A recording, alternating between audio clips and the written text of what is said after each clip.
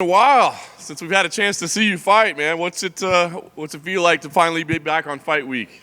What's up? What's up? Man, it's awesome. I was missing the fight week, and now here we are. Just have to make the weight, do the obligations, and fight. Has it been tough to live the money Moicano lifestyle if you're not making any money and getting to fight? Yeah, it's tough, right? 1 year without fighting, but still having the same bill. So it's time to collect some checks Saturday. I love it. What was the process like for you to heal up and to get back? Was it challenging for you, or how did it go? No, not really, not really. The way I see things, I think everything is easy. For me, it was easy. Like I got hurt, but I have to do what I have to do. I recover, and now I will fight. So, last year, even though I was not fighting, last year was good for me, for sure. Yeah. What was good for you about it? Everything, I'm getting older. Now I have a son and I have a family, and just to be able to see my son growing and to do stuff that I love, that is training, and I don't have much obligations, to be honest. So the whole day I be with my family, then I try to read some books, then I try to watch some TV, YouTube, whatever, do some YouTube, and then I do everything again. So, but to live like that, I have to beat Drew Doby on Saturday. So he's in trouble on Saturday.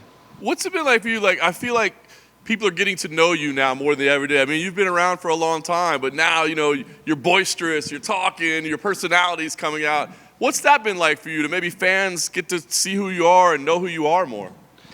Yeah, because first of all, I already said that, but was the English barrier is still a problem. Yeah, you got it. Yeah, is still a problem. But not only that, I think I changed a lot since I went to the UFC. I changed a lot. I remember my dream always was to be in UFC, and I remember when I was a teenager, like struggling to find something that is meaningful and to do with my life, and I found MMA, and my whole dream, everything that I think about was to be in UFC.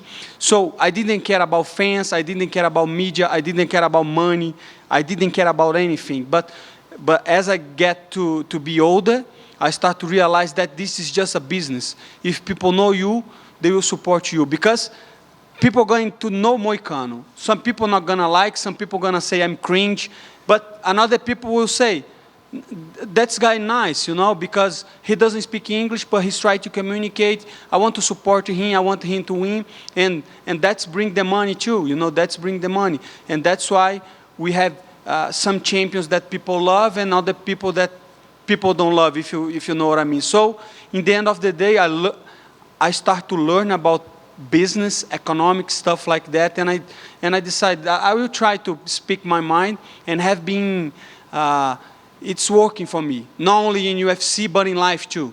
That's awesome. Has it changed the way you think about the actual fighting part of the sport? Like, has it made you love it more or less, or change your relationship with the actual fight? Make it easy, because I remember when I lost my first fight to Brian Ortega. And I remember even before that, through my whole career, I always thought that this was like a gladiator shit, I always thought in my mind, if you lose a fight, that guy probably could kill you in a street fight. So every time that I went to a fight, I say, if he beat me, he kill me. So honestly, every time that I step in the cage, I am thinking, if I lose, I'm dead, so I'm not going to lose. But then I lost my first fight, and that was terrible for me, because I spent 6 months, maybe a whole year, thinking about that and feeling sad and feeling bad. And of course, I don't want to lose, but now I see that as a business. It's a way to make money. It's a way to provide my family. It's a way to make a living of it. It's a way to learn about life too. Because if I don't have to work a 9-to-5 job, I can learn a lot of stuff, So my whole point was, before I just think about fight. Now I think about life and other stuff too, but that helps me with fighting, because because in the end of the day, I love to do this, and I'm glad that I will do on Saturday. That's awesome. Great answer. Drew Dober, what do you think about him as an opponent? Obviously a dangerous striker. I mean, you fought some great guys, though. What do you think about him as an opponent? You say it all. Dangerous guy. I'm not taking easy on him. I don't think it's an easy fight, but I think I'm better than him. I think I'm more well-rounded. I think I can strike with him on the feet. Probably he has more power than me on the hands, like right knockout artist. But in the end of the day, I think I'm even better than him on the striking. And again, not disrespecting him, but I will beat him on Saturday. That's awesome. You win that fight. I mean, like I said, it's been a long time away, but that would be some big momentum, right? I mean, so do you start like calling people out and talking about rankings? And I mean, what's the plan? I don't have any plans, to be honest with you. Last time I didn't have any plans. I will try to speak my mind as always. So it really depends how I finish the fight, how the fight goes, what happened, who is interviewing, who is on the mic. And I have to wait because I don't have anything planned. That's the last thing for me. You said it. You think you're just a little bit better and you'll get it done. But as you play this thing out in your head, on paper, it looks like it's going to be a pretty action-packed fight. Like, it should be a lot of fun. Are you expecting it to be a battle and a lot of action out there? Of course. Drew Dober has been in this sport for a long time. He's known by his knockout power. He's known to be very aggressive. And I am known to being smart, to be very technical. But I never give up. Like last time that was here in Vegas in the Apex, I fought Rafael dos Anjos in 4-day notice, and I didn't give up, and I'm never giving up because, like I say, still on the back of my mind, if somebody beats you, they can kill you. I don't want to die. I have a son. I have a life to live. A lot of fights have happened in your division since you've been gone. I guess, what do you think of the division right now? It's exciting division. A lot of good new fighters, a lot of prospects, and I think the lightweight is changing. Now we see Tsarukian on the top 5. Now we see Benoit Saint-Denis fighting Poirier. So I think UFC wants new blood in the division. He wants another characters and people from another world, from other places than America. So I think as a fan, I like to watch, especially lightweight division. If you were a matchmaker, who would you book Islam to fight next? That's a good question. Let me see. Me personally, I would put the winner of Max Holloway and Justin Gaethje. Why? Because the history. Max Holloway, I always say that I am a huge fan of Max Holloway, the things that he accomplished in the sport, the whole model that he is.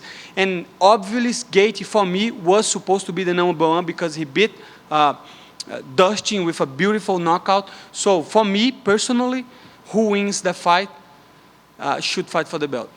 As somebody who came up from featherweight to lightweight, there's been a lot of criticism that Max is just going to get destroyed by Justin Gaethje because he's a featherweight going up to lightweight. Do you agree with that? Or, as someone who's come up the division, like, what are your thoughts on that? Maybe. Who knows? This is MMA. Listen, I know everybody likes to talk about who's going to win, who's going to lose, but it's MMA. Everything can happen. I would never count Max Holloway out because he has a lot of chin, like he can't take a punch. We saw that against Dustin Poirier. But at the same time, I don't think his frame, even though he always had problems to make 155, I don't think his frame. Look, Charles, for an instance. Charles, before, when he was 145, he was really small. He was not big, like you see, like not a lot of muscle and stuff. But throughout the years, now he's a big 155. And I think to Max Holloway, he should have time, take certain fights, work on his exercise program and stuff to be in the same frame. Today, he's not the same frame as Justin Gaethje and Islam. Islam is huge. Other guys are huge, but Max Holloway is special. He was one of the few 145 fighters that can go to the lightweight and become a champion. That not a lot. Even we saw Volkanovski and even Topuria. I don't know if he go to the lightweight, he will be champion. I don't think he has because it's the frame, right? It's the size. Tall, you have to be tall to fight this lightweight. So, like I say, I can see him beating Gaethje, even though I don't think he's the same size of the other lightweights. Gotcha. Thank you for that. I want to ask you about, learning English. There are some Brazilians that won't learn how to speak English or kind of refuse to. Yeah. Why do you think that is? Is it just hard to do it, or is it fighting is already enough to worry about? No, it's just hard, because like this thing that I'm always talking about money. I was talking about money, but I didn't know what money means, And it's just easy to say, I don't know about money because my father and my mother, they didn't teach me how to understand about money, how to understand about business, because you have to understand in Brazil, the culture is very different than America, especially when you talk about marketing, even politically, is very different. So I think like English, money, politics, everything, you have to spend a lot of time to learn, And we as a humans, we don't like to do shit that we don't are good. If you are good in something, you're going to do. And that's why most fighters, in Brazil especially, they fight. Because usually when they are teenagers, they are troublemakers and they like to fight, and then they fight the gym, and it's a process, But to get a guy that don't like to fight and make him a fighter is very hard. It's the same with English. If you don't like to study, I think the human beings are lazy by nature. So I think that's the problem. I'm not saying like all the Brazilians are lazy, because like they do what they want. What they want, they want to fight. But you have to learn about all the stuff, and I'm realizing that because I was lazy as fuck when I was young. Lazy as fuck. I regret that, because every day is a blessing. Every day you can learn something new. Everybody can improve yourself on every aspect of the game. In the end of the day, this is what I'm trying to do every day, be the best version of myself in English. I'm not up there yet as a fighter, as a father, So I have been thinking about this stuff a lot lately. Gotcha. And then finally, when someone talks shit to you on Call of Duty, what do you say? Do you talk shit back? You say, dude, I'll beat your ass. Not really, because I cannot keep it up, If they start to talk shit, I start to talk shit, and they say, the motherfucker doesn't speak English, and I don't say, and I don't know how to speak back. So it's a matter of time, so I can put them on their places, But nowadays I have to stay quiet and focus on the game, and focus on the English, and focus on the fight game. But 5 years from now, my English will be perfect, and all my skills in life will be even better. Okay. Perfect. Thank you very much. Thank you so much.